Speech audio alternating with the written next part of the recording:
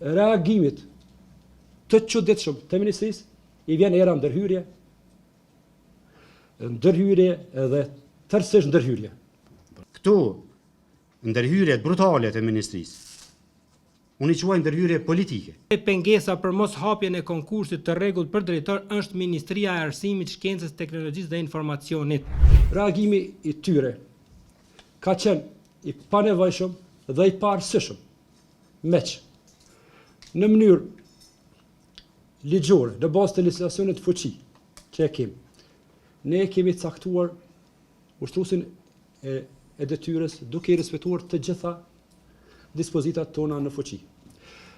Ushtruesi i detyrës ka ardhur si propozim i Këshillit Shkencor, ashtu siç e thot statuti jon. Pas propozimit të Këshillit Shkencor dhe votimit me shumicë të votave nga ana e anëtarëve të Këshillit Shkencor, që e përbëjnë punonjësit shkencor të Institutit Armëgjik. Ku ishin 18 vota, prej tyre 15 ishin pro, 2 abstenime dhe 1 kundër, Këshilli Shkencor ka propozuar zonën Meliza Krasniqi si ushtruese të detyrës së drejtorit. Dhe ai propozim i ka shku Këshillit Drejtues. Siç e thot legjislacioni ynë në fuqi. Pastaj, në afate optimale, lidhje e Këshillit Drejtues e mbajtur me datën 20 qershor, i kishte të praneshëm 4 anëtarë të Këshillit Drejtues, 3 anëtarë me drejt vote dhe mua si kryesues i Këshillit Drejtues. Në atë mbledhje, unë kam qenë kryesues i Këshillit Drejtues, do të thonë, nuk ka asgjë kontestuese. Kontestimi është veç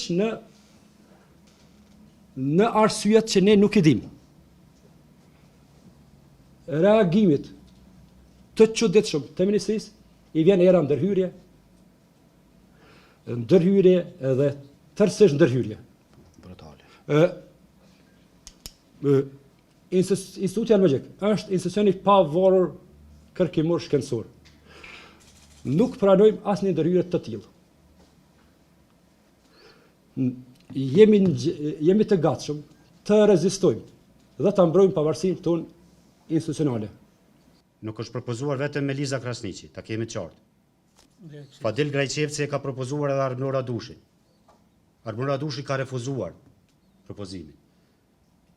Pak, Armënor Radushi e ka propozuar Fadil Grajqevcin. Kemi mbet, Armënor Radushi refuzon, Fadili nuk mundet kemi mbet me një propozim që e ka bërë zotja Delodhurit të Meliza Krasniqit. Dhe ka vazhduar procedura për votimin. Ka pasur korum, është votuar, i ka marrë shumicën absolute të votave. Arsyetimi i ministrisë që nuk ka pasur korum nuk është i vërtetë. Është manipulim i fakteve. Këto ndërhyrjet brutale të ministrisë, unë i quaj ndërhyrje politike. Ata posënojnë të kenë drejt pa argumente. Ne i kemi argumentet, prandaj kemi të drejtë. Këto është dallimi mes neve. Pra ajo është punëtore përkushtuar dhe puna e saj profesionale është në Institutit Armëgjik, pa asnjë ndërlidhje me politikën. Ajo nuk është e angazhuar politikisht. Dhe pse rastisht ka qelluar që tjetë gruaja e dikujt, që tash është politikan, unë mendoj që mund të jetë një ndër shkaqet e ndërhyrjes politike të ministrisë. Po është ndërhyrje tërësisht e padrejtë. Këshilli Drejtues ka konstatuar se drafti i dërguar nga ministria është në shpërputhje ligjore me bazën tonë se si funksionojmë.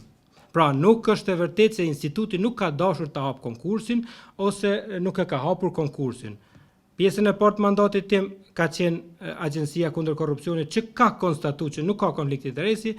Tash nga janari këtej pengesa për mos hapjen e konkursit të rregullt për drejtor është Ministria e Arsimit, Shkencës, Teknologjisë dhe Inovacionit, sepse ata duan ta imponojnë një draft jo ligjor për Institutin Armëgjik, që është komplet i kundërt me draftet e konkurseve që i kanë shpallur Instituti i Historisë dhe Instituti Pedagogjik.